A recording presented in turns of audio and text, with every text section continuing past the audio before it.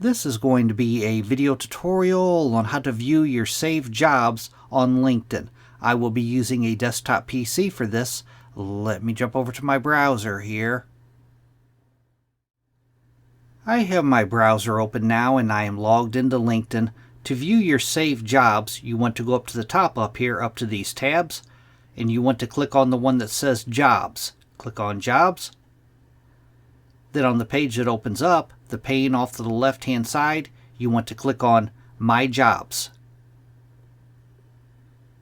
And on this new page that opens up, there's some tabs across the top here: Saved, In Progress, Applied, Archived. You want to click on the one that says Saved. And then it will display the jobs that you have applied for. Now, I haven't been on LinkedIn much. You can see there's one job here. But LinkedIn says it saves your saved jobs for 6 months. So that is how to view your saved jobs on LinkedIn. Thanks for watching.